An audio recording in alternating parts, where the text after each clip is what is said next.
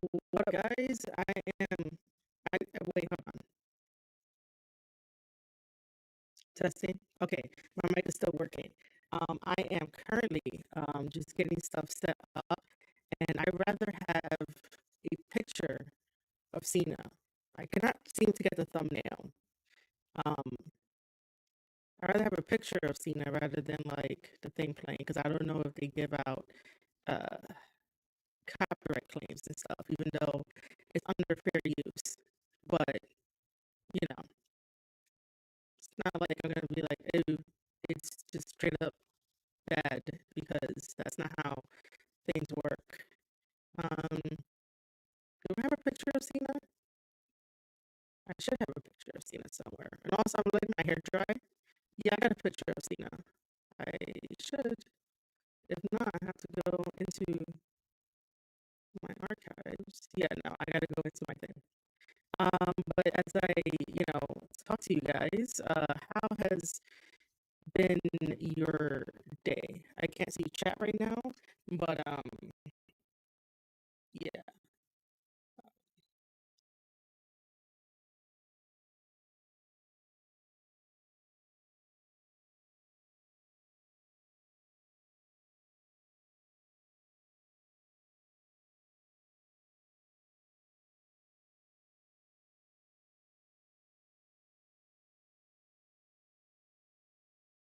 I wish I had like a whole desktop setup where I have multiple screens, and if someone does say something, I can easily be like, "Oh, hey, that's cool," whatever.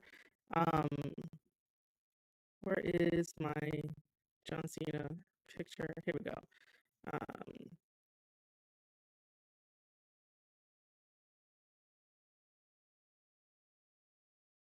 no, we need that image. And by the way, guys, if you don't know, we are sponsored by Monopoly Go. This is day 2 of us gonna be playing Monopoly Go. Maybe, hopefully, a little bit later on today. But you guys can download the link, and that will help me out greatly. Um, that would help me out tremendously. That'll help all of us out. You guys can end up completing the tasks and goals, and that helps us out amazingly well. This is gonna be mad weird because it's just gonna be a picture of Cena while I try to adjust my camera. We had a fun yesterday playing Monopoly Go, and I really enjoy it. Monopoly Go is, like I said, one of my favorite games to play. They just decided to really up the they really decided to up the way the game is played. Um, Everything is good. I had like a lot of thoughts um early in the morning for some odd reason, like always. It's just one of those things, like, woke up pretty good, and then basically, my brain, I don't know if it's like imposter syndrome or maybe not, but my brain just, tends to have a mind of its own. But um it would be awesome if we all, you know, stop by, chill for a bit, and listen to this podcast with me. Um, all right, I will be right back.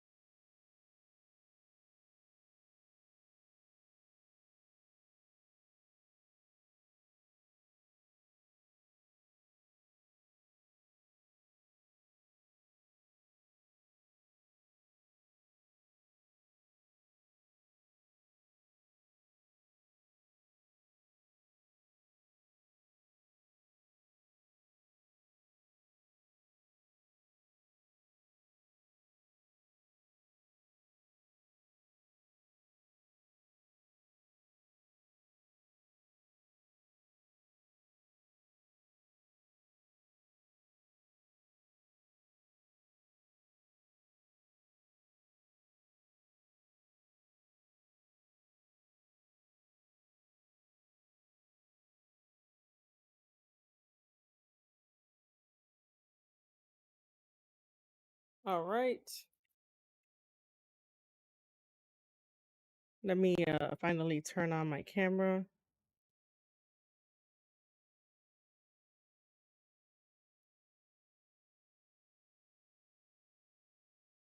I hate this. Oh, there we go.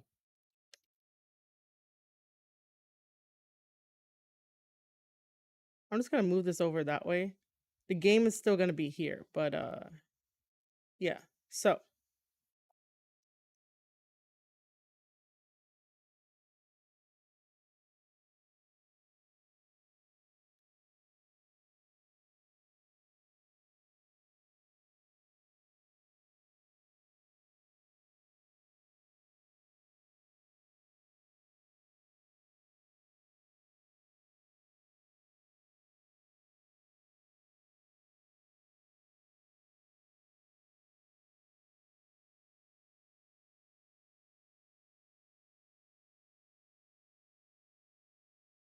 all right, let's go with this. By the way, I'm guessing my sound and levels are good. Um, I'm guessing it is. I remember when I started making. Hold on. I keep getting that I have to put. Oh, I didn't do the transition over. Great. Let's see. Properties.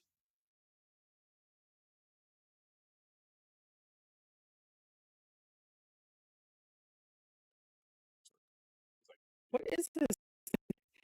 Why? Hold on. Why is it not? Um.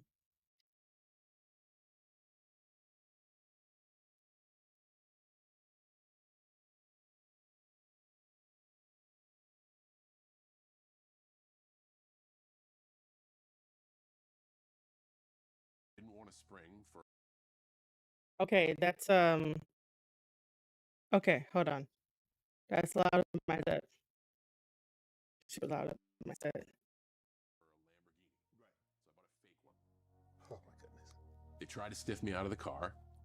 I had to ask some friends who knew how to find things to go and find things. The car finally shows up after 2 years from me waiting. It doesn't go into gear. Nothing runs. The car is not roadworthy. So I sent it to a shop. This is. Hey, Recon Reactions, what's up? And welcome to the stream. Um, I I feel like I have this bad thing of like not introducing myself at the beginning of the stream. Uh, but welcome. Um, welcome from Portugal.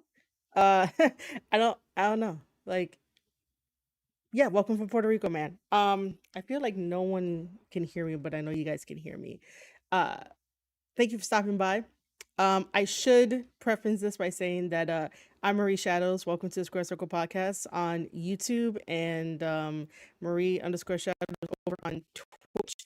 Um, and today I'm just gonna quickly say it again that we are gonna be watching. Um, hold on. We're gonna be listening to the most recent Club Shay Shay podcast. I do listen to Club Shay from time to time because I think that he has very interesting guests that come on and very interesting topics to talk about. And his guests have amazing stories to tell. And it's really great that you get to hear someone else's different perspective on certain topics and like stuff that happens in the industry and stuff. So that's what I like watching and listening to his podcast from time to time. But this one is with John Cena, so I could not pass that up as a wrestling fan. And this is John Cena's last hurrah in professional wrestling, ladies and gentlemen. Last hurrah, man. Like I can't believe it because I've watched Cena grow up, so to speak, in professional wrestling. Like I watched his whole entire career. We all watched his whole entire career from Ruthless Aggression to basically thugonomics, which I will stand on a hill and say that thugonomics was the closest that we ever got to a heel John Cena.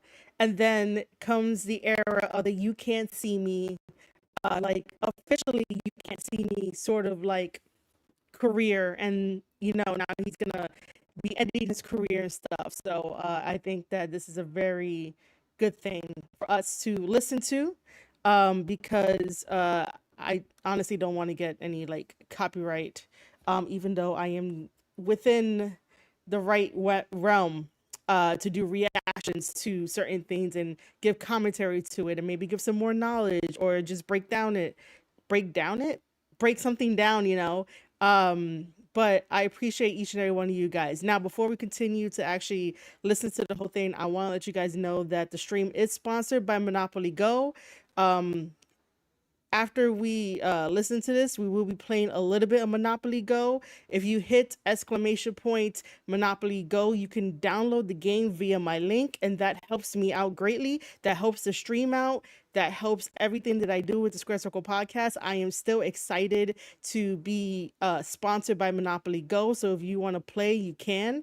I even connected my Facebook page to it, so that way if you see me on the board and you want to knock down one of my landmarks or take something from the bank in Monopoly Go, you guys can do that. I have got so many messages earlier today about, this person took this person took that. So if that's what you're interested in, it's only on mobile that you can play Monopoly Go on, and it is for new users to be encouraged to sign up. So if you're looking for something that is very relaxing, very fun, and who doesn't love Monopoly, right? Like everybody loves Monopoly. That's like one of my favorite games to play, aside from all the other family friendly, friend friendly games that are out there. So if you go um, exclamation point Monopoly Go. You guys can download it via my link. You guys can hit those goals, and when you hit those goals, it helps me out. It helps you out. And like I said, after we're done watching this, we're gonna be playing. So we might end up playing together, or maybe tomorrow we'll end up playing together. But your help is will be amazing, encouraged, and that's all you gotta do. Download the game, play it on your phone while we're listening to this, and I pause and I talk about it, and your support means everything. Thank you, Recon Reactions, for the congratulations. I'm like super excited to be partnered with Monopoly Go. Very, very super excited. Let's start listening to this. I remember when I started making money, my worst purchase, because I didn't want a spring for a Lamborghini. Right. So I bought a fake one. Oh my goodness. They tried to stiff me out of the car. I had to ask some friends who knew how to find things to go and find things. The car finally shows up after 2 years from me waiting. It doesn't go into gear. Nothing runs. The car is not roadworthy. So I sent it to a shop. This is 2005. I just got the keys to that car. Hello, welcome to another episode of Club 1 second. That guy is out of Shay here. Shay. I am your host, Shannon Sharp. I'm also the proprietor of Club Shay Shay. The guy that's stopping by for conversation and a drink today is one of the greatest and most popular wrestlers of all time. He's been a WWE megastar for over 20 years. He's currently tied with Ric Flair for the most championships in professional wrestling history at 16. He's a platinum selling rapper, an international superstar, New York Times best-selling author, multifaceted entertainer, one of Hollywood's biggest stars, a living legend.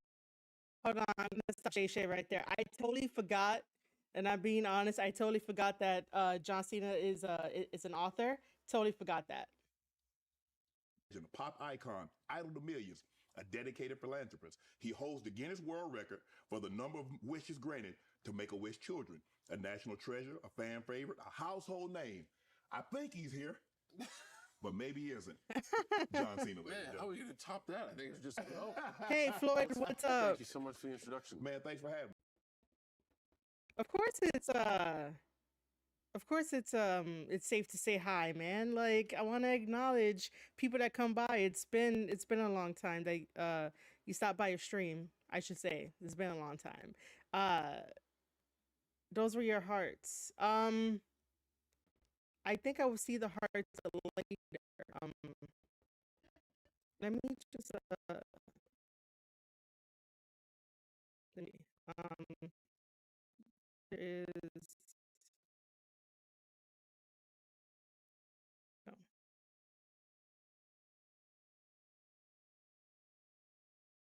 Give me a second here, guys.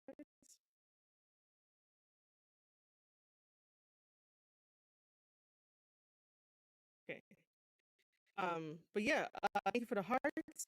Um, Again, if you're just joining us, we're listening to the podcast that John Cena was on with Club Shay Shay. I do listen to Club Shay Shay from time to time. And of course, if you hit exclamation point Monopoly Go, you guys can download the game using my link and to play the game while we listen to this and level up. You know, I have my own cognac, bro, and what you've been able to do, and we're going to talk a little bit about it. I like to toast your career. I don't know if you drink or not, but this is my cognac. It's called Shea by Laportier. It's a VSOP. Very nice. Well, I will toast with you. Time is our most valuable asset. Thank you for yours today. Thank you, bro. Appreciate you. That sounds so great. I'm going to make the most out of this. I'm going to keep this. We're going to give you your own bottle, so I appreciate you stopping by. Let's get right into it, bro. Sports. I mean, obviously, to be able to be a professional wrestler, you have to be athletic to do all those moves.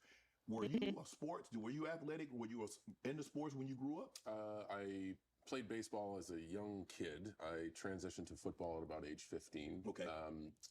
I played at a Division III school in college, and I was an offensive lineman, and you can see why I played only Division III.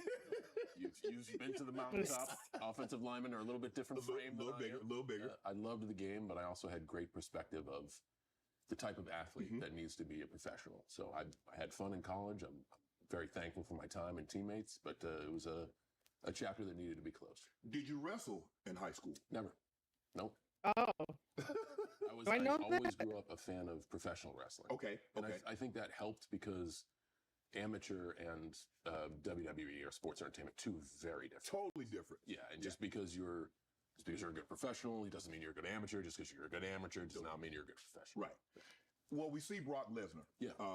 He was in the WWE. We also saw him go to the UFC, and he tried, NFL football. Yes. Did you ever think about trying out for NFL football, or you just realized, like, you know what? So I think in Brock's case, Brock is one of the most gifted, hardest working, perseverant, stubborn sons of bitches I've ever met. But I honestly think physically he could do whatever he puts his mind to. Right.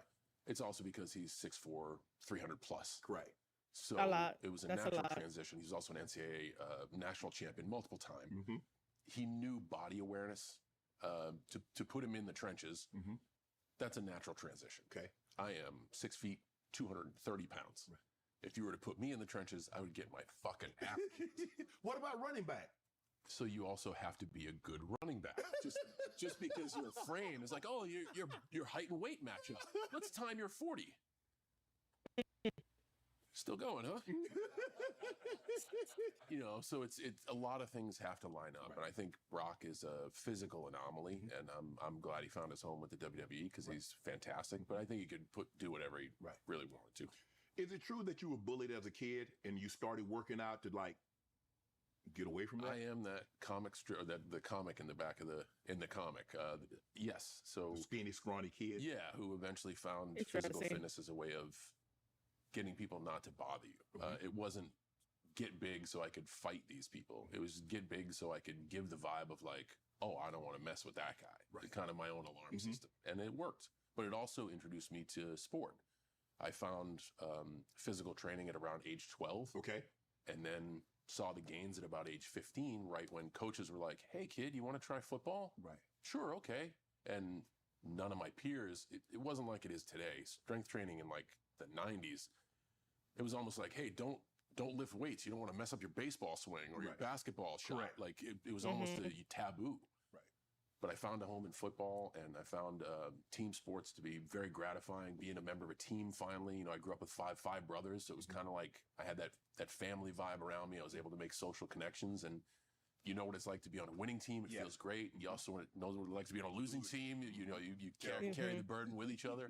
So I was very grateful that something that started out as a way to defend myself, it's been such a gateway to so many opportunities in life. Prior to you working out, I read you were like a scrawny kid. You weighed like 155 pounds and you started working out, you go to 215. So, but prior to you working out, Did anyone ask you to participate in sports? Did you want to participate in sports before you started working out? I grew up in a small town where your first chance to play football started at 15. We didn't have I any hate youth this. football. Oh, okay. There wasn't much popularity of Mhm. soccer or real football, as the Mhm. Europeans will call it. There was pretty much Little League baseball. So I played Little League baseball. I started late. Most kids would play at like 6. I started at 10. And I just liked the team aspect of it. So I wasn't good at all, but I was enthusiastic. Okay. And football was something that my skill matched my enthusiasm. Okay. So Did you think about playing baseball? Did you play baseball in high school, or you I just did. gave it? Okay. I did. And I remember vividly the day I stopped playing baseball. I worked out before practice, and I was, to the coach's credit, I was 2 minutes late to practice. But it was because I had a last period class, got a workout in, and then ran my ass to practice.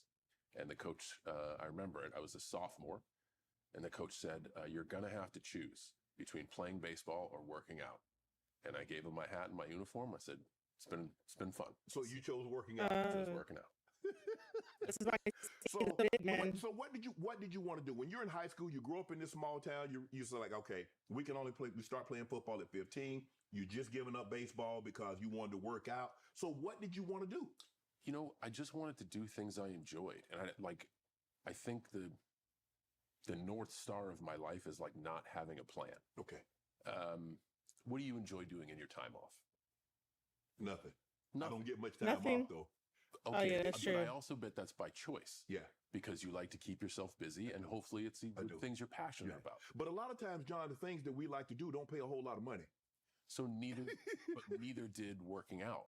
Oh my God. Is that truth, man? The things that we like to do sometimes don't pay out a lot of money.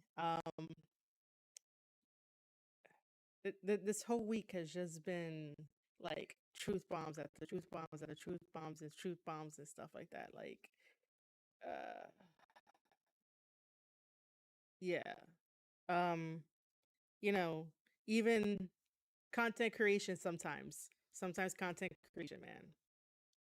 And as a 15-year-old, I really wasn't trying to find an angle to make working out make money. Okay. I just knew I liked working You out. just enjoyed it. Yeah. Right. Yeah. But I did read you had some very odd jobs Yeah. growing up. I You think were like a like limo driver. I was an assistant greenskeeper at a golf course. I was a counselor at a summer camp. I've been security for bars. I Mhm. worked student security at Springfield College. I got to wear a neon jacket and have people ridicule me around campus and work in parking lots. I've done my fair share of odd jobs. When did you develop this knack to be so great at public speaking? I think, as with anything, you learn fluency through failure. And I think it was me always probably trying to stand out with my brothers and getting made fun a lot for it. And then trying to find my social circle in life as a young man and getting made fun of for it. Right. So I think it's the courage to be brash and be embarrassed. Right. So I read you moved, you come to LA, Venice Beach, and you wanted to be a bodybuilder, correct? Yes. So Arnold, clearly, so Arnold was, you probably saw, what was the movie? Pumping iron. Of course. You saw that, he's like, you know what? I think I can do that. I think Arnold's about 6 foot tall, probably weigh the same. I get the pump. Hey, maybe I can They do don't that. time my 40 over there. No, you don't have to run on stage with posing trunks. And I did some local shows in New England and placed quite well. Okay. And just like playing football at Springfield College, the first day I stepped on the field at Springfield, I knew like, oh, I will have a career here and that's where it will end. Okay. I was doing well in New England. I'm like, yeah, I'll give it a try. The first day I stepped into Yeah, Gold's give it a Venice, try. I did one of these. Like, oh, this is going to be a hobby. Okay, that's it. This is going to be a hobby. So there are guys that are my weight, but they're 5'4". Okay, this is going to be a hobby. Right. Yeah. Because you're real, and the thing that I tell people all everybody looks good when they're by themselves. Sure. But when you go stand next to somebody else that do this and are just as serious, if not more serious than you realize, you come to the realization like, you know what? Well, also, that's a great perspective, and you can be so dedicated in something in life and give your absolute best. But Yeah, when you something can. has a window of popularity and a lot of people know about it, Mhm. the 1%, the people who identify early on their talents, strengths, and gifts. Mm-hmm. Maybe have genetics for Right. it. And then those talents, strengths, and gifts in their gene pool are nurtured in a 10,000 hours of practice. Correct. Those are going to be the people who make money off it, dude. Yes. Yes. It doesn't mean that I don't work as hard as the next guy. Right. Doesn't mean we're not squatting the same or whatever. It just comes down to like, there's a reason you played in the NFL. I could practice the exact same amount of minutes. Right. I'm just not made for it. Right. You know what I'm saying? Right. So that's that when you take a hobby or a passion or a pastime and make it a vocation, there has to be a little bit of luck. There has to be a lot of hard work. Yes. There's a little bit of magic dust in there as well, you know? But one thing that bodybuilding will teach you is discipline. Because if you're not disciplined with your eating, you're not disciplined with your training, Sure. you can't be successful. And it's hard to be successful at anything if you're not disciplined. I don't care how much talent a person has. Yeah. Discipline is the overriding key to success. I agree with you 100% on that. And what I'm very grateful for in my journey is the individual discipline I had with bodybuilding and physical fitness mixed with that the thing is team very building demanding. discipline of show up for practice on time. Don't let your teammates down. Right. So I got to learn how to take care of myself. Hey, if you don't time your food or if you don't get enough rest or if you don't train, you're going to suck. Mixed with you got to work well with others. Bodybuilding is an individual sport and sometimes a very egocentric sport. And sometimes you can get really talented bodybuilders or people interested in physical fitness that don't have the ability to work with others.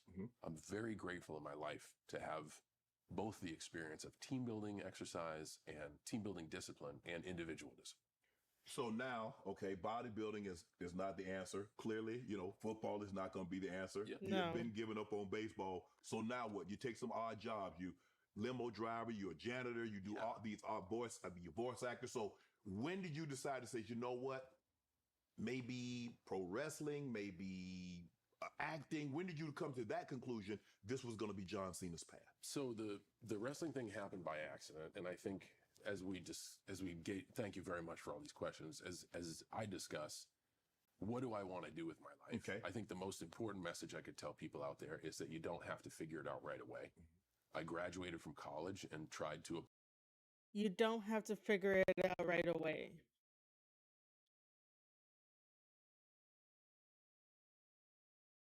You don't have to figure it out right away.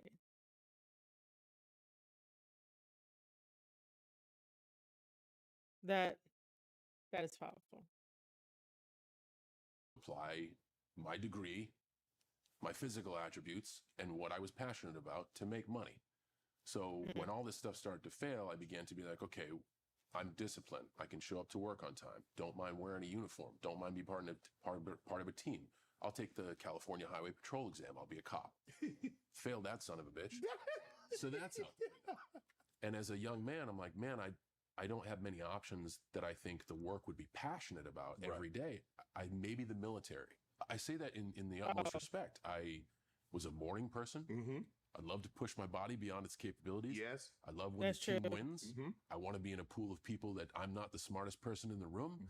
Love a uniform, get to travel the world, don't ever have to worry about pay. Like there's so many pluses to the military. And those were, as a young man, those were people I grew up idolizing. Right. So I was like, man, I'll go join the Marines. And the weekend I was going to go from Los Angeles to San Diego to go join, my buddy was like, hey man, we're training to be wrestlers down in Orange County. Do you want to try it out before you go? Wow. You can do wrestling? Like I didn't know there was a school. Right. I didn't know about it. It was very secret. And when we went down to see it, that's when it was like, oh, this is going to be my new hobby. I would work those odd jobs so I could do bodybuilding shows. I would work those odd jobs so I could run speed camps to play football. Now I had a reason to work my odd jobs to do this hobby on the weekends. It's like many people have a job and they can't wait for weekends on the boat. My brother is the one I always use. Loves to work his job so he can spend weekends on the boat. The job is a way to do the thing that he loves. Right.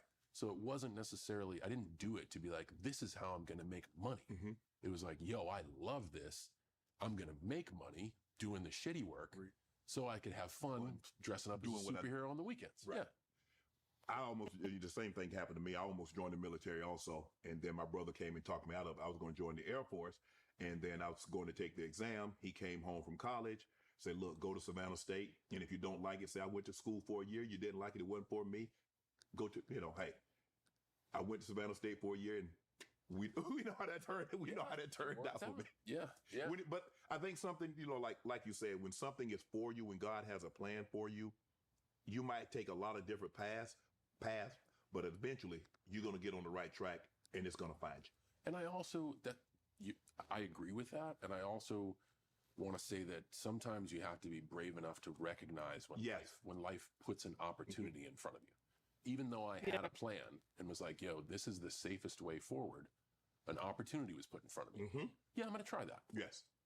So I think a lot of people sometimes aren't aware of when life will crack that door open just one bit, right. And I think if you can be aware of that and just give your wholehearted best to the situation, you don't know what can happen.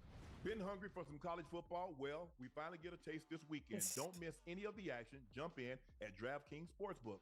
It's a small but mighty slate of games for week 0, including a big matchup in Ireland.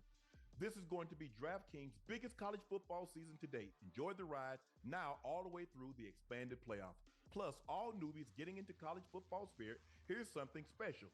New DraftKings customers can bet $5 to get $200 instantly in bonus bets. Score big with DraftKings all college football season long. Download the DraftKings Sportsbook app now and use code Shannon. That's code Shannon for new customers to get $200 in bonus bets when you bet just $5. Only at DraftKings. The crown is yours. Since you were a limo driver, let's just say for the sake of argument, there were Lyft, limo Uber, driver. and Lyft back then. What type of driver would John Cena be? The fucking worst. So this was pre-navigation, not even the stick on the windshield Magellan units. Right. Pre-navigation.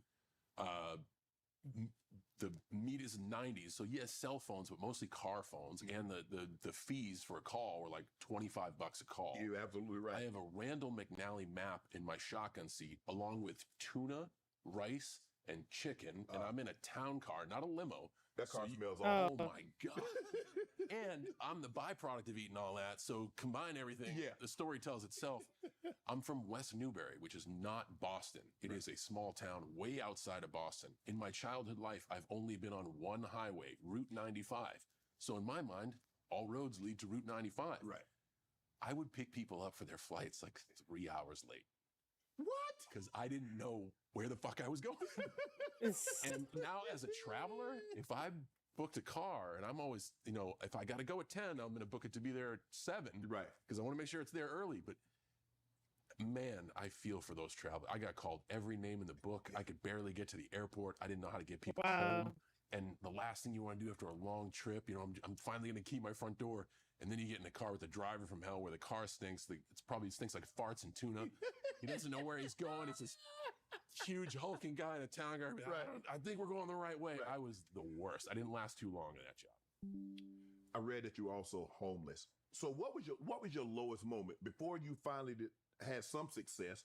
What was your lowest moment, John? So I also want to put some context. Okay, go ahead. I was homeless by choice. Okay. A lot of people are struggling By choice. with the inability to choose. Mm-hmm. By choice. That is crazy. That is crazy. I'm just gonna say it. That's crazy. I don't understand why. I know he's going to explain why, but to be homeless by choice, that is something. If you're out there listening to this either live or the VOD and stuff, before you make any decisions, make sure you go through a list of pros and cons and try to weigh them out. I just don't think anybody should make that choice of going homeless. There are exceptions where not exceptions for choice of choosing it, but situations happen, shit happens, life happens. Excuse my cursing. I'm not supposed to curse while I'm being sponsored, but stuff hits the fan, and man, that's I don't want no one to make that kind of choice. But let's see what Cena says. My dad is fantastic and always has been great to all of his sons. And he's always been like, hey, you always got a roof over your head. You can always come home. But he also told me as I left for California from the mean street of West Newbury, you'll never make it. You'll be back in 2 weeks. Oh, So I don't know if he's a genius or he's just an asshole. right. But it worked. I Right. didn't want to come home. He put pressure on you. So when all of my plans failed and all my resources were dwindling, again, I had a choice. Do I stay? And if I stay, this is going to be the roof over my head for a while. But I loved it. Like, parked my car in the parking lot of Gold's Gym, slept in the back, worked at the gym. So the gym was open at 4. I'd go shower, use the locker room, clock into work. On my break, I'd work out. The protein bar places where I worked, so I get a discount on all my supplements. Every once in a while, a 5-finger discount. Thank you, Nutrition Club stores. I was well fed. I got enough rest, and I was happy. And it was by choice. And this is a very fortunate story of being. Okay, now when he puts it like that, I'm gonna say I was very, very, very lucky to have that in addition to wanting to choose to be homeless. Like, he planned it out right, but like I said, that is extreme luck. Please, no one try to attempt to do that. But I just don't. John Cena was very, very, very lucky at that time. And at that time, it's completely different from like the time of today. Without a physical mailbox by choice. So I don't regret those days. And again, it was something that I think the struggle is a lot more entertaining when you want to do it. You know, a tough practice is more rewarding when you know this is the work I got to do to get the goal. And it was just one of those cases. Right. You had, so with that situation, you had very limited overhead. I did. I was the company was operating at a loss, and we were paying some heavy interest to the credit card holders at that point. Yeah. So when did your break come? When the WWE called, it was then the WWF, and said we would like it to give you a contract. Okay. And that was when I went from working on the weekends to or working during the week to dressing up on the weekends to being a professional. Okay. It was a break, but my contract was for $12,500 a year. What? $12,500. For $12,000. No, it was for my rent was $1,200 a month. So I quit my job immediately to become a professional. I was already operating at a loss, but the good thing about credit cards is they'll mail you more opportunities to get more credit cards. So I was just like, yeah, I'll just take more of the plastic pieces that get me free food. Really? And all that. This is going to be great. So I bet on myself. Okay. And I knew that I couldn't juggle things. If I was going to do this, I was going to do it fully focused and wholeheartedly. And if I lost, I would fall. It would be by my own choices. So I quit my job. I was upside down on a lot of bills and upside down on rent and stuff. But I got to go to every practice. I got to gain fluency really quick because I mashed in my 10,000 hours. So they gave me a small break, but a break nonetheless. And then The 10,000 about 9 months after that, they moved me to Middle America, and I started wrestling in Kentuckiana for Ohio Valley Wrestling. And then about a year later, by accident, I got on TV. You got called up to the big time. Yeah. What was that I mean, you mentioned a situation, John, that your dad, like, he was very proud of his 5 boys. You guys had done a lot. I'm sure he was proud of you, but he said that when you decided that you were going to move to California, he's like, you're not going to make it. When you had made it, did you call him and say, Dad, I made it? You know what? No. I'm really working hard, and thank you very much for asking. I'm really working hard on building a great relationship with my dad. He just turned 80, and I love him, and we're starting to like dive into those moments. I can't wait to find out the answer to that question because I'm so happy with where we are. Right. I think for so long, I wanted him to call me and be like, yo, you made it. But I still don't know if he was withholding his attaboy. So I kept going for some reason to maybe get it at the last moment. I don't know. The point is I've been able to work on self and let go of the need for his approval, which has been awesome because now we can just live as men and as peers and talk about our own life. I cannot wait to hear my dad's answer to that question. But I don't ever believe in making it. I don't ever believe someone has made it. I believe you can close chapters in your life, and I believe that there are instances where it's time to move on. But in my perspective, it's like I try never to use the word deserve. Okay. I prefer the Earned. word earned. Because That makes what more sense. the hell do I deserve? I wake up every day. That's fantastic. And I try to earn the right to wake up every day. So I don't know. I think I'm worried that if I ever say to myself, I've made it, I will become complacent in life. And I don't mean like not make a paycheck. Right. I mean like not be curious about life. Lose some of that Even drive. coming into this place, I'm like, wow, this place is so great. And I'm curious about the wallpaper and the fire and what this podcast is going to be. I don't ever want to lose that. You know, When you this is great. when you left home and you said, okay, you and your dad have the relationship, you're not trying to recapture what was lost. You're just trying to move on from this point and move forward. Man, that's a crazy thing about time. You can't fix what was happened. Yeah, and I think when you can get to a point to be like, in let's say in forgiving my dad, first I gotta forgive myself. Yes. And I gotta be okay with Mhm. myself. And I think when you get to that point, then you're like, oh man, you more than likely, although through my eyes it looked like this was bad for me, more than likely I know you, I've known you for 47 years. You more than likely were trying to do the best you could as a parent. I can't fault Yeah. you for that, bud. So what do we do now?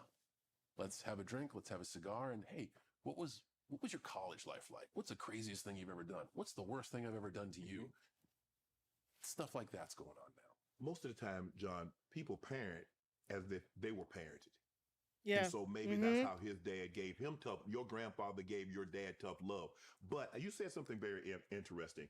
My grandma used to always tell me all the time, she'd say, son, there can never be freedom without forgiveness. I'm a There can a never strong be advocate of freedom that, and without that's the first time forgiveness. There cannot be freedom without forgiveness. That is very powerful. I've heard it. I think once you get to the ability where you can genuinely forgive, that doesn't mean you need to forget. No. When you Yeah. can forgive, you literally free yourself of whatever the burden is that's on your shoulders. That's very profound. I'm a believer. Forgiveness is not for the person that you feel, and I don't know if you feel this, and I'm just saying for context here.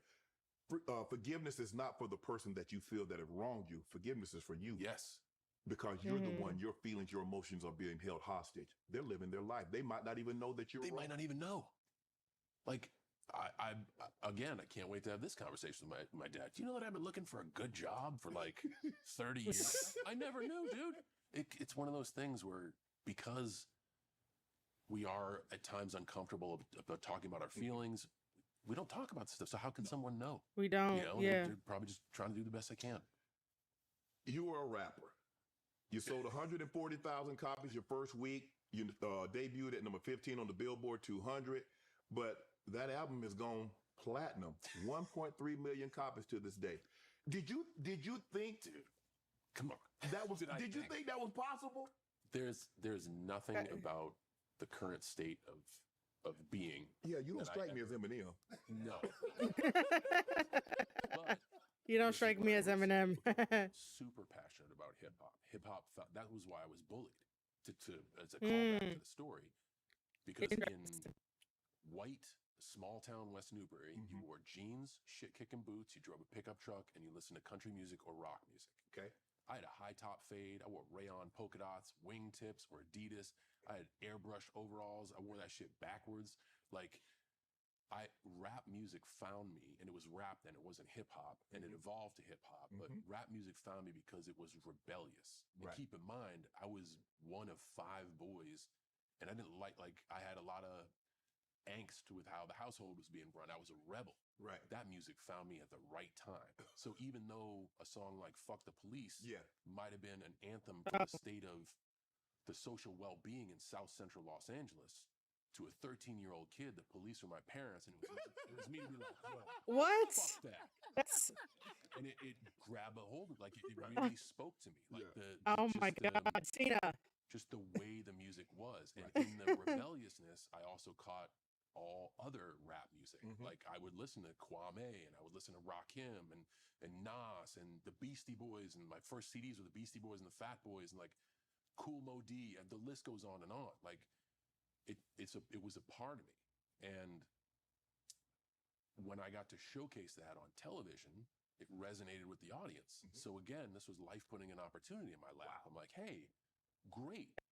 I'm connecting with the audience. I can keep my job that I love. And maybe I can make better music than the stock rap music that they're making for me in Connecticut. Right. Because at the time, WWE was a rock and roll company. Mm-hmm. They didn't have any depth of field for hip hop. And I listened to my own music being like, I could do better than this. It wasn't, how do I measure up against Eminem? I think if it was the case, I never would have made an album. Right. But it was like, Yeah. no, I can do better than this. Called up a friend who knew a friend who had a studio. We got some beats and we made an album. Wow. And that was it. That was it. And it never once was it like, how is this going to measure up? It was simply the current product that I have, I can do better than that. Right. So as far as that, I measure up better than that. You did better than that. So let's just see where it goes. So when it comes to so now you're an athlete, you're a rapper. Give me your top 3 athlete rappers. You get Shaq, Athlete. Time, which is Deion Sanders, Roy Jones Jr., Dame Lillard, Master P, Kobe. You only get 3. Kobe. Master P, Kobe, and Shaq. Wait, Kobe has a rap album? Kobe was rap?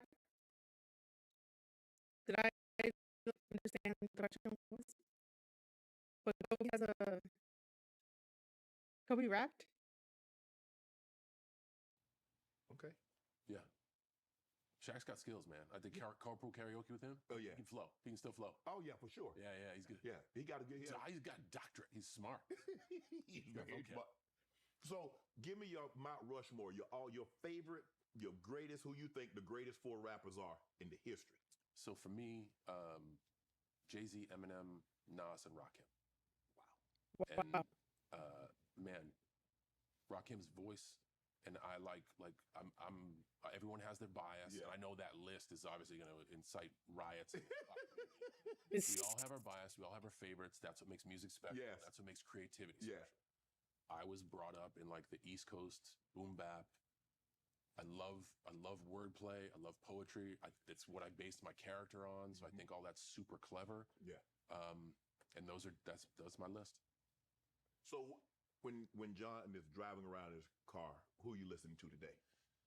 I have come a long way.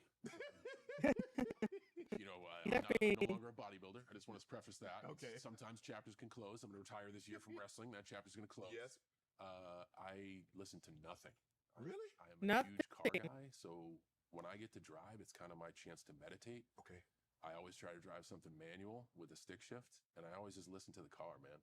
Really? Yeah, and that could be like, I had one rare day off, and you had mentioned that there's a rare. I think we work in the same dimension. Yes. I drove around the state of Florida just for shits and giggles. I did 880 miles. I left my house in Tampa, went to Orlando, went around the thumb, went back up, went back down, and as soon as I pulled in my garage, I'm like, whoa, 880 miles, not too bad. So you just got in the car one day and was like, you know what? Hey, I'm going to do this. Yeah. I haven't driven in a while. I haven't taken a trip in a while. I want to be, and not once did I turn on the radio. I left at 4:30 in the morning. I pulled in my garage at 10:30 at night, stopped for like 3 or 4, I love little coffee shops. Right. Stopped for like 3 or 4 coffees on the way. Did you talk to anybody? Did you turn the phone off? At the coffee shops, talk to people. In the car, not one phone call, not one text. Phone was in the back seat, power off. And it's like my way to meditate. Right. So what do I listen in the car? Nothing. Boring. Nothing. There was a big rap battle going on this summer. Yes. Kendrick Lamar yes. and Drake. Yes. Who won? I know nothing about this. You don't know anything? All I know is the headlines. I'm the one person, the one breathing human being who did not hear bar 1 of this beef. I haven't heard any music, any tracks, nothing. So this is all new to me. Who won? Man, who won and why? Man, you started it out. I was like, man, I love this guy. But just on pure just play Drake. They play it all the time. If there's not going to be a game, a football game, a basketball game, or anything that you go to where the home team is winning, where you're not going to hear they're not like us. Excuse me, Kendrick Lamar. Yeah. Kendrick Lamar. Okay, so because it's the most, isn't it the most played disc in history already? My name, monopolygo.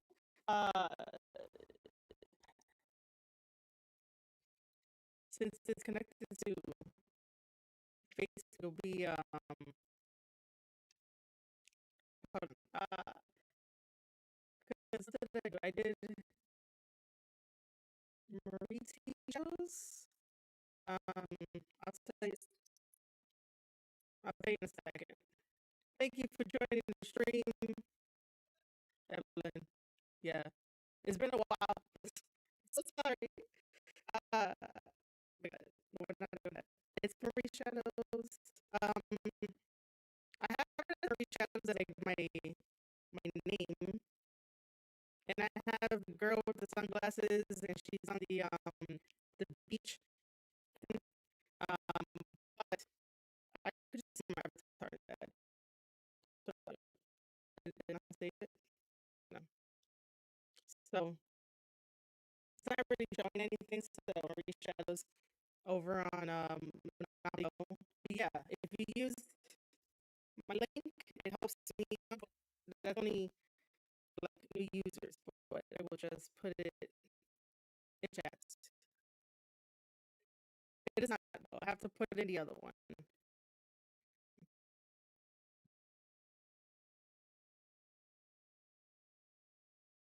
And thank you with the congratulations on being sponsored. We're gonna play some Monopoly Go right after we're done with this.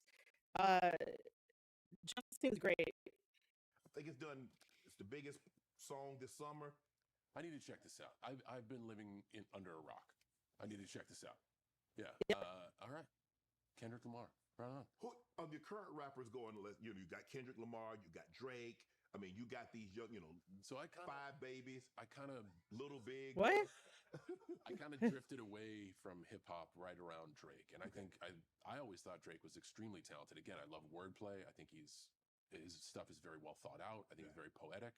I like the way he adds music into the songs. Like, I don't have enough depth of field to evaluate anybody current. He was like the last one where it becomes fade to nothingness. Right. Well, you mentioned it earlier. This is your final year in WWE. This is it, 2025. No. This is it, man. Yeah. And so No. No. No. when you look at farewells, I mean, Kobe got a farewell, Kareem got a farewell. I mean, everybody's waiting for LeBron to get his farewell. I think the thing is Tom Brady didn't get that because we didn't really know Tom was going to retire. He just like, okay, I'm done now. What do you hope? What do you want your farewell? What do you want the lasting memories of your last year in the WWE? What do you want that to be? Oh, That's a great question. that's a great Personally, question. I would like to just want it to be worth it. And I don't mean that I won't get value from it. I'll enjoy every second. I just want to justify it. Like I hope it is good for WWE business. I hope it continues to build the future of the brand and company. I hope that the events are satisfying for the audiences. From an audience perspective, I hope everyone can come to these events and either relive memories they might have had over the past 23 years or make new memories. Because there's a whole new generation of superstars out there. So if a young kid who is all he's seen in programming is maybe Roman Reigns and Cody Rhodes, if his dad brings him in and be like, hey, son, 10 years ago, this was the guy. Yeah. And look at him. Like, he can still go. Like, this is my guy. And the son's like, no, this is my guy. I've heard so many stories from families about like, hey, one time my dad took me to wrestling. We watched you. Now I'm a grown man and I realize that was my way of my dad bonding with me. Thank you for that. So like, if the tour can do that, that's awesome. And I don't see you have a 0% chance of doing that if you just say, I'm done. Right. We're not pure sport. The benefit of what we do is we're sports entertainment. Amen. So I can be like, the body doesn't feel. I have a choice. I could hang around for another 10 years and do like a match a year and maybe progressively get worse with my skill set, or take an honest look at myself and be like, I can do like 30, 40 dates this year, make it a thing, tell everybody this is it, which it is, be able to close the chapter in my life, move on to things that I'm curious and enthusiastic about, and hopefully create some moments and let people take away from it whatever they want. I want it to be worth it. What would What it mean for you? Cena has me all in my feels right now, and I hate it. Oh my god, I hate it. Um, I hate it, man. It like even just listening and like getting teared up. Well, listening to it is making me get teared up. Um, man, I hate it, but I have to understand and accept it, and I did. But just hearing it again and John Cena explaining the further why he had, well, he wants to retire, not that he has to, because he doesn't have like any injuries that are preventing him from continuing to wrestle. But I understand that if he does the one match a year thing, like what's the point of that, right? Like he's not gonna give us his best, since like he's more interested and his focus is on other things that make him curious and stuff like that. So that's his interest, that's his focus. And we see it sometimes in professional wrestling where like you know the older guys come back for like that one match pop, and then we don't see them again for maybe a year or 2 years, and that is really unfair to the fans and the wrestlers and like wrestling in general. But I totally get it, it's a double-edged sword. But Cena here, man, has me in my feels. But Cena's career was worth it. Cena being in professional wrestling was definitely worth it. So Cena has nothing to fear, that you know nothing is worth it. Like everything that he did in wrestling is worth it. He's one of the biggest names. He gave us a lot of memories. I said before that if you look at his career, it's the ruthless aggression into thugonomics, and then into the "you can't see me" era, and that's the strongest era of John Cena. And yeah, it's gonna be something when we find it there and we have to think about John Cena, even though, to be honest, I would be sad that he has to like retire because he wants to retire. But I am excited for his like whole entire movie career because I've enjoyed every movie that he's been a part of. I just watched Jackpot, and that was a very fun, great movie. You guys should go watch Jackpot. Like that was fun. Like I would like maybe a part two. I don't know, but it was just a perfect like movie. You're tied currently with Ric Flair, 16-time world champ. To get number 17, who would you like to fight? The Rock, Randy Orton, Logan Paul, CM Punk, Cody Rhodes, Roman Reigns. Who would you like to fight? That match to win the title. So I think that's a thing because of the legacy that Ric Flair has, and certainly I've been fortunate enough to win. You ain't finna beat down Ric Flair, are you? I personally know Rick, and he has a good chance of winning that fight. I don't know if that's going to happen. I think what's interesting about the tour is there are some jackpot long shot scenarios where it can happen. Mm-hmm. But to win a number one contendership in a story-driven purpose, you have to earn it. Right.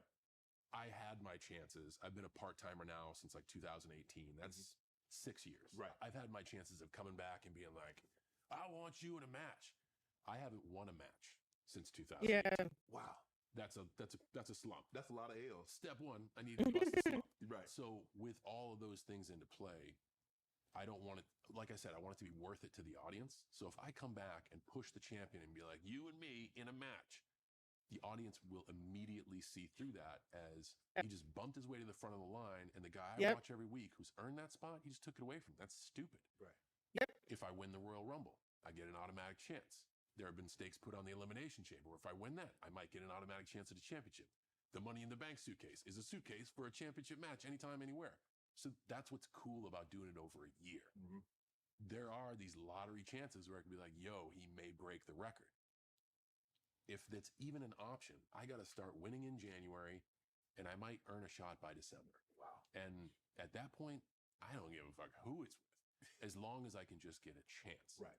But I also, having been that champion, I respect the process, and I don't ever want to take somebody's spot, man. I don't ever want to take somebody's spot, you know? Triple H said, you're the GOAT. I had Ric Flair on here. He said Shawn Michaels is the GOAT. Who's John Cena's GOAT of WWE? Gosh, that's a good question. Randy Orton. Randy. You know, I think that's what's interesting. I can name my top 4 hip hop artists because I have no skin in the game. Yeah. This is a tough one to answer because I have so much Randy. professional respect Right. for so many names. Mhm. Like, I have so much respect for Rick, like an ungodly Okay. amount of respect for Rick.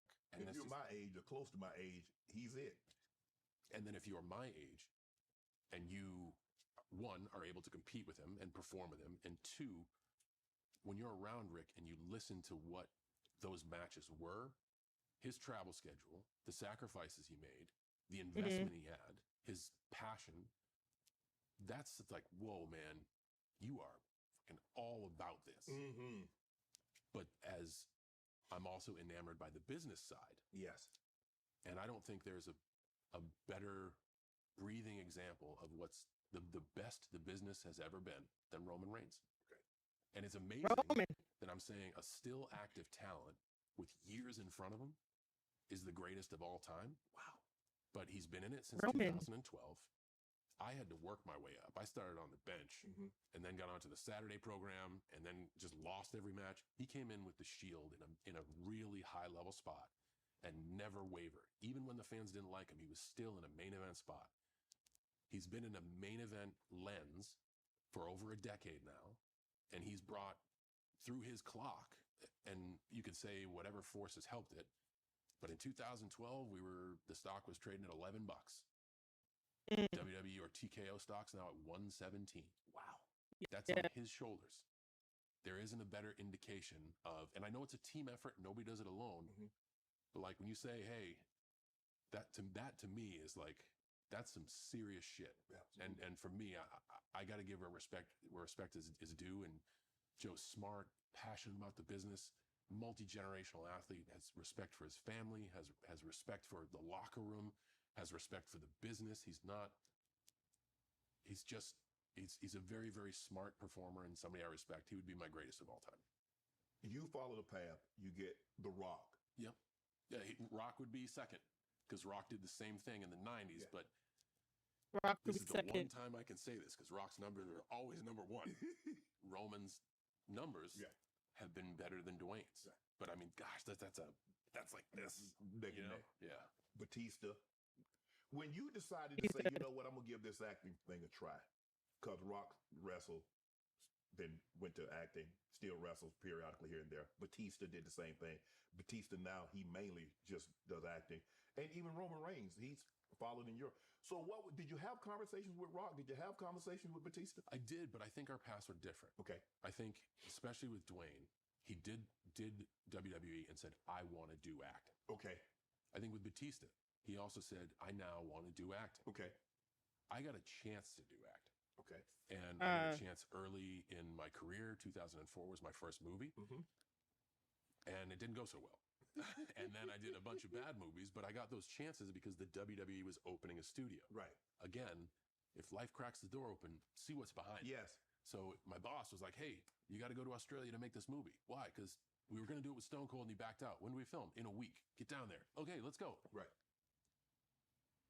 That got me kind of run out of the movie business in 2009.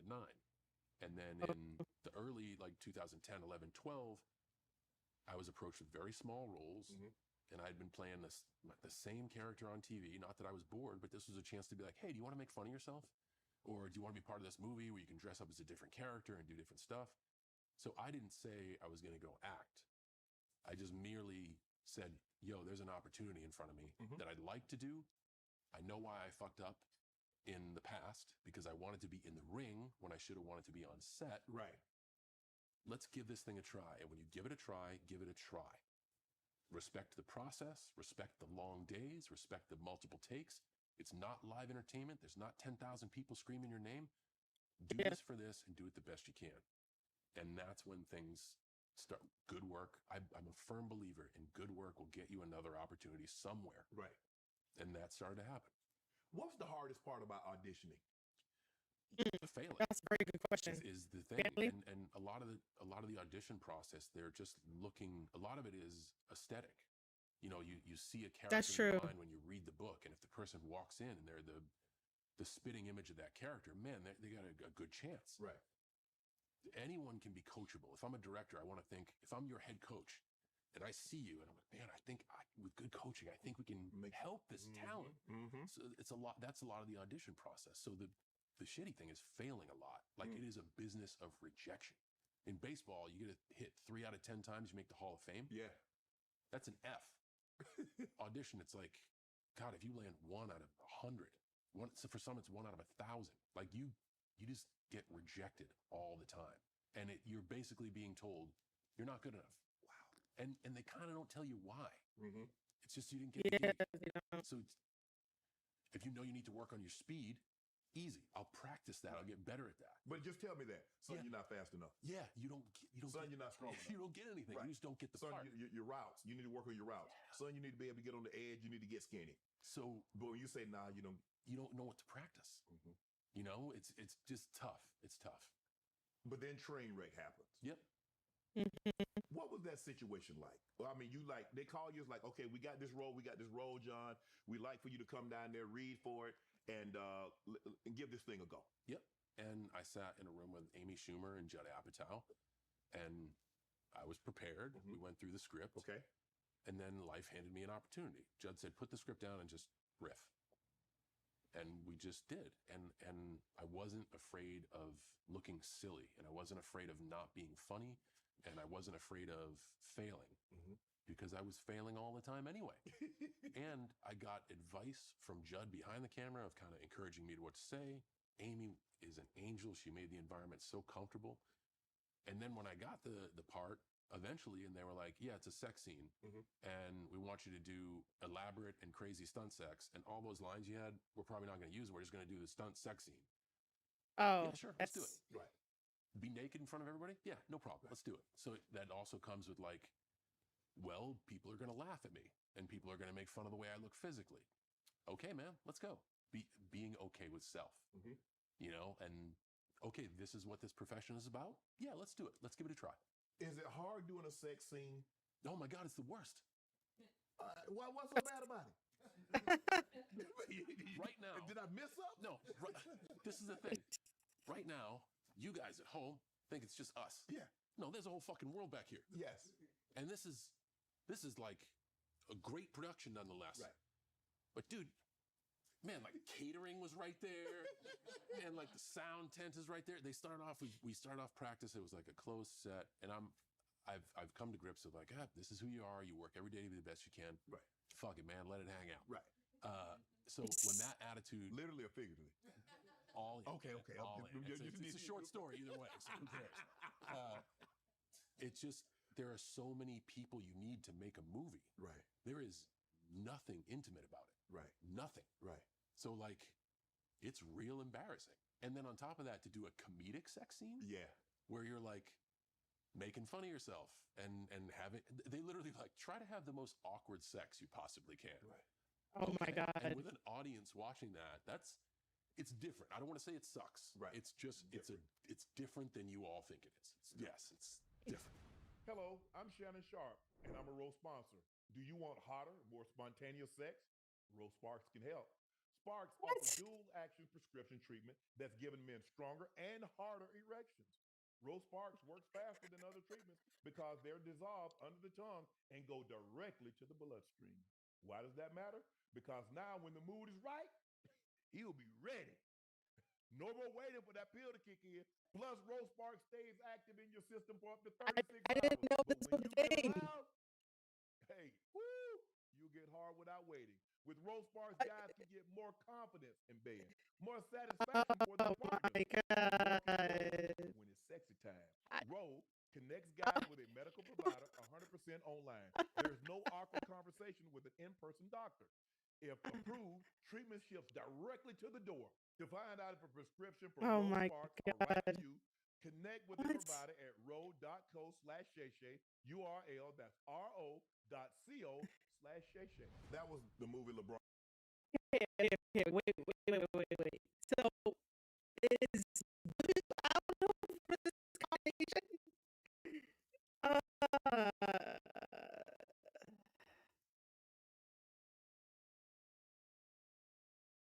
about his weight loss, and it's oh my god.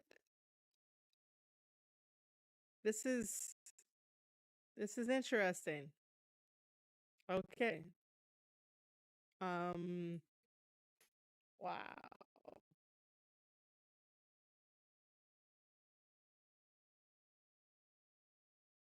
Interesting.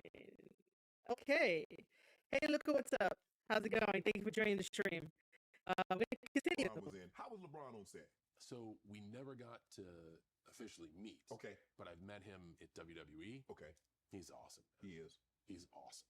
Like, yeah, he's a great person. Okay, let me ask you this. Which was harder, the sex scene in Trainwreck or sex scene at the Oscars? The Oscars. What?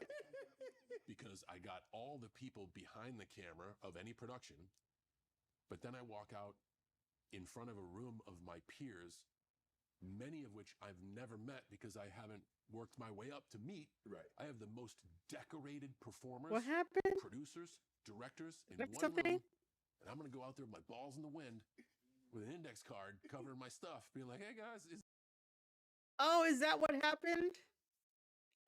Oh, that is something. Okay, I didn't know that's why Cena ended up walking out naked, just covering his stuff. Okay. Makes more sense. is this now. funny? Are we good? Are we all right? That was How did they convince you to do that? it was Yeah. funny. Jimmy Kimmel called me personally. Funny.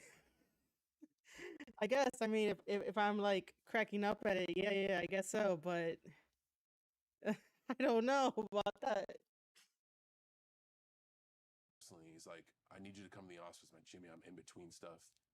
Like, I need some time to recharge. And I know I'm very good with boundaries and self. Of like, if I just give me 24 hours and I'm back in, I really needed some time. And he's like, just let me send you the bit. And he sent it on paper, and I called him back. I'm like, when do you need me there? it wasn't a thing of like, and I honestly thought I would be more naked. Right. I expected full dick and nuts, but it's Disney, so you gotta like put tape on my butt crack and stuff. You can't. That was even more embarrassing. Right. Like, going out there with a taped butthole. Oh. That's tough. But Oh my God. as soon as I read it, and I'm so fortunate that Jimmy Kimmel thought of me, and we went through it in rehearsal. He was like, "Man, this is gonna be a moment. This is gonna be funny." Right. It is gonna be a moment. What When I is? invested, I didn't invest. I invested. I didn't be like, I'll do it, but I gotta not do this, and maybe I'll wear shorts or whatever. No, I'm like, man, I want to wear my watch and Birkenstocks. And Yeah. that's it. That's it. So it was just knowing that it's an opportunity and investing in that. And I don't know what or if any. Hey Arrow, what's up? Before you do that, I do not know if you already have Monopoly Go because we are sponsored, but because of the topic, I had to take it down for a moment. But we are sponsored. But if you want to help me out, help out, the gameplay, we're gonna be playing it in a little bit, maybe. Yield that we'll have. The money wasn't good. Right. It was a moment to perform in front of my peers. Right. But I don't know if it got me anything. Right. But I knew that I wanted to do it. You know. Then you did Oh, the wait. Suicide Squad, the Suicide Squad with Will Smith, Idris Elba. So these roles are getting bigger and bigger. So when you get like, damn, that's Will Smith, man, that's Idris Elba. Does that thought? Do you get starstruck when you get all the time? And I think a lot of the awe comes from like, hey, I'm starstruck talking to you. You have been able to take something you love and make it your vocation, not a job, like what you were put here to do. And then after that chapter closes, you are now taking something you love and making it your vocation. To me, I'm in awe of that. Like, that's fucking super cool. So when I'm standing next to Idris, who's been a performer on screen for decades and operates at a high level, I'm in awe. It's not of what his fame can do for me. If you look at how I operate on social media, I have very hardline boundaries. I don't ever try to treat my relationships with people as transactional. But damn, do I have respect for people that can take what they love and make it their vocation. I remember meeting Kevin Hart. Kevin is like a fucking Tasmanian devil. Yes. That dude goes. He grinds. My gearbox stops at like 5th.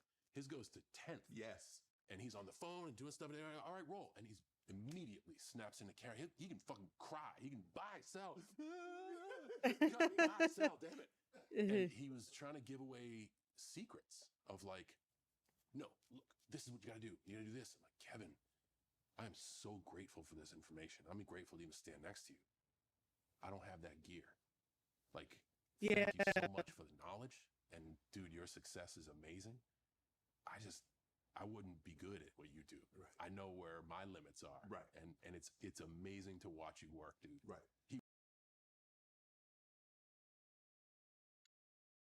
I think that it picked the right time to watch this. And I think I need to hear something like that as well. That, I don't know how Kevin Hart works personally, but like from stories and from him doing his own show and like what he does, and he's very like, driven and very successful. And I'm a big fan of Kevin Hart. Even if he were to give me secrets, I don't know if I would ever apply them, but I would probably have the same thought pattern as John Cena, that when it's okay to realize that you may not have that gear like everybody else. And I was eventually going to make I'm still thinking about it, making like a Twitter space talking about like social media and like the impact of social media and what it has like conditioned us to think. Because if you really think about it, social media gives you a slice of someone's like personal life or whatever they're doing. And then sometimes by you keep on scrolling and looking at social media and looking at your peers and stuff. And I know they say that like it doesn't hurt you to clap for your peers, but sometimes in the back of your mind, you're like, I'm gonna be doing that.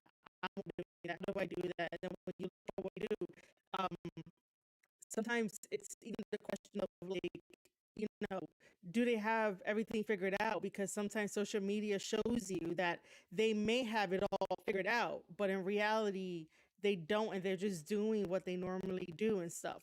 But it looks like on the surface and social media that they know what they're doing, and then like, you looking at it ends up being like, well, how can I do that? What am I not doing to do it like that? And sometimes, you know, listening to what Cena just said about like, not having that same gear as somebody else that you see that may be ahead of you in social media. Again, we should not be like comparing ourselves or trying to do this like race competition in our head, because we all have different paths. We all have different dreams. We all have different goals and ambitions.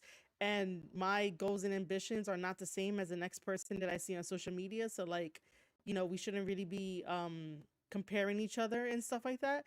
But I will say that to hear Cena, respectfully tell Kevin Hart that while he is grateful for the knowledge and the tips and tricks and advice, that he doesn't have that gear and he won't be good at that, and that's not something for John Cena. And it's okay as a content creator, as a creator in general, to realize that sometimes, it's okay to be like the other person. It's okay. You can go at your own pace. You can work on the skills that you have, the talents that you have, and amplify those talents, because eventually the creativeness, the originalness will come forth, and then people will see it and people will gravitate towards you. Even though sometimes they may feel like on social media, it's more about like, you know, being negative, telling lies, and getting ahead that way. But again, another amazing thing to think about from Cena. He was the craziest example of somebody I've seen fluent in so many levels. Do you get in awe when you see people greatness? Having been around LeBron, and you watch Jordan, you watch Kobe, you watch Shaq, you watch all these great players.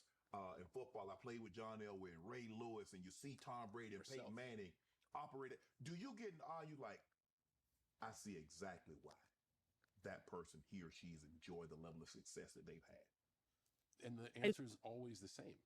It's the work. And by the way, no compliment for the Broncos colors. I'm just... I like that. I like that. That is the blue stitch and the. But I was just thinking, like, you're from Connecticut. That's all right. Hey, man, I'm just trying to be a good guest. Okay, I appreciate that. I'm in your club. I appreciate that. The answer is always the same. It's the work. Everyone thinks it happens overnight, and a lot of people build this construct of like, oh, they're just lucky. Luck is a part of life, 100%. When preparation meets opportunity, that's what it is. But man, preparation meets opportunity. Luck can get you a minute. Luck can get you your 5 minutes. Luck can get you one hit single. Yes. Labor, effort, work allows you to call it your vocation. And whenever someone rises to the top of their vocation, dude, that is just work. Right. You know, that is work. That is at a level that I think that we call it luck, or people might call it luck because they might have trouble understanding how much work it takes. I'm always in awe because like, yo, I knew how much effort that is. That's a lot of effort, you know? The Fast and the Furious. I mean, are you going to be in 11? I would be in the Fast and the Furious as long as they would have me, because it's an action movie about cars. Yes. And we were talking off camera. You love your cars. Dude, so that franchise I'm a fan of. To be invited in is awesome, but I did have a pretty big fiery wreck in the last one. I know that they have a reputation of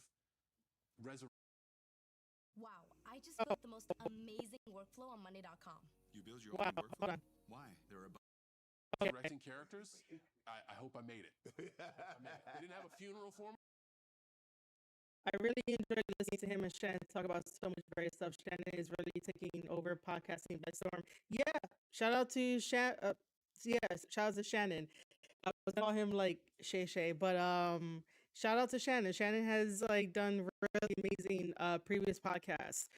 So in addition to us like watching this together, I did listen to the not Kevin Hart one. He like I don't even know if he made one with Kevin Hart. If not, he should get him on the show. But I met Cat Williams. That one was really fun to listen to. But yeah, Shannon is doing amazing. For me, so I'm okay, but I hope I made it. I hope I can do the next week. We know you love that. UC4 got a new GT out. They got 1 of 20. Now about the 4 GT. Yeah, okay. Yeah, we gonna leave that. I think I'll let those find a home. Yeah. Your new movie, Jackpot.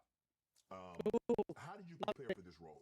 So every once in a while, a project gets put in your lap that it's like, whoa, I think if we were to shoot this tomorrow, I'd be okay.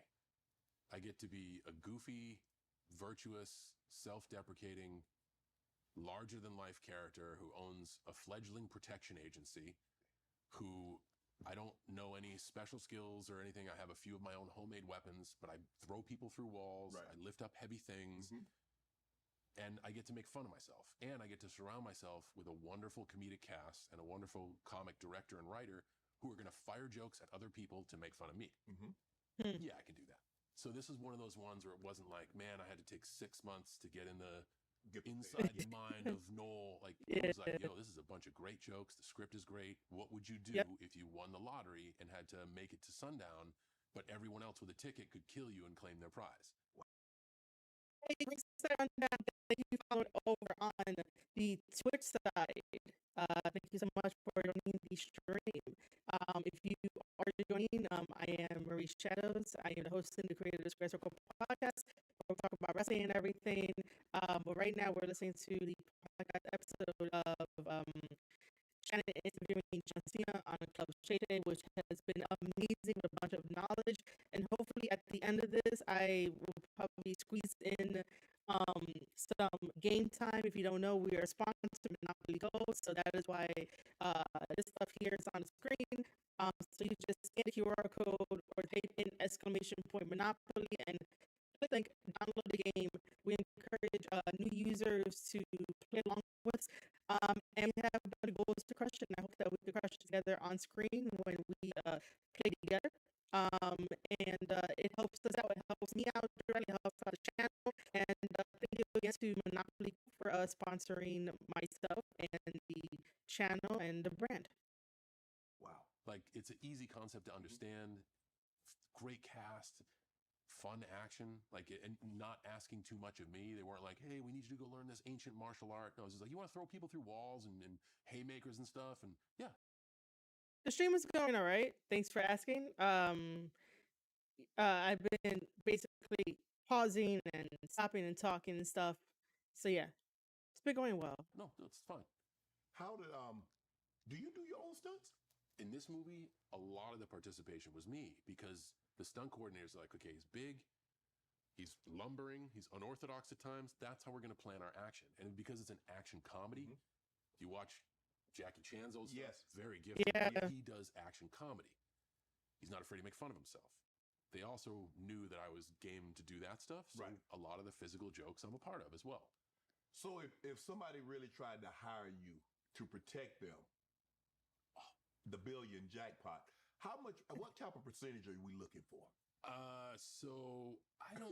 So chances are, if they were to meet their demise, and I'm probably their protector, so I'm going down in a blaze of glory. I would ask for 90% because I don't think we're gonna make it. 90? 90% of dead is still dead. Like, I don't think we're gonna make it. You know. So let me ask 90. you a question. Let's say the roles are reversed. You won $1 billion. Yeah. Who's protecting I think John Cena? finding someone with a special set of skills. I don't. But then again, I don't know, right? Because if you have someone who is so skilled in the arts of stealth, espionage, disposing of problems, Yeah. maybe at the final minute they go into business dispose for of you. themselves. You know what I'm saying? To get the ticket. It would have to be someone that doesn't have a lottery ticket. 'Cause Right. if you can't play, you can't win. Right. So they don't have a ticket. Right. And they would have that special set of skills. And I don't know who that would be. Let me ask you this: owning your own name, WWE still currently owns that, and they get a piece of any project that you're a part of. Sure. You okay with that, or do you like one day? Because remember, they just gave DJ Dwayne Johnson. They just gave him the Rock. He has that now. Yep. Do you Oh. want that? You want that bestowed upon you? No. So when you say that, Cena I believe is- context is Okay. is very important in Okay. conversations. The WWE fair is an understatement. Generous would be a better scenario. Okay. I have such a trustworthy relationship with them over He 2 does. decades. Correct. I am a champion of the brand. I love the company. It is my home. They are my family. Even after 2025, I've already signed an extension to remain a member of the WWE family for the near, mid, and long-term future. Gotcha. I don't think there'll be a beat of my heart where WWE blood doesn't come out of. Mm-hmm. That said, without them, I don't exist. And I fell into a weird scenario where for a hot second, people were using their real names. Now Yeah, Cena's ever the company man forever is. nowadays, people have real sounding names, but it's not their real name, so they can own their real name. So I fell into a weird scenario, and WWE recognizes that. They're very focused on intellectual property, as they should be. Right. If I make a song and somebody wants to use "The Time Is Now" on their commercial, and they just steal it, well, that's not exactly fair. Mm-hmm. There's a huge conversation in the movie business about artificial intelligence. If someone scans me, takes my face, and makes 200 movies in their own accord without giving me anything, I don't know how fair that is. Mhm. So in the vision of fairness, whenever the WWE IP is approached, they have to be cut in on the deal. And that's not them going, that's me going, hey, I'm doing this. Let's work out the business. Okay. A wise man once said to me, making money is the toughest part. Dividing it, that's easy. Making it's really Okay. tough. Mm-hmm. So I always operate under that construct. WWE has been, and this since the start of my contract, they've never tried to change my name, even when they realized they made a mistake. That's Like, they never tried to alter my being or character. They've always given me freedom to do what I want because we trust each other. Mm-hmm. I'm not out to try to rob them of what they've earned. And again, they're not out to try to take what's not theirs. Everybody wants to play fair, and when I say fair, WWE's terms are generous. You're big in the stock market. You like to invest. So what was some of the best advice that you've received and some of the best advice that you've given people to help them be able to do what you've done, John? You're all over the map, and I love this. This is great. what?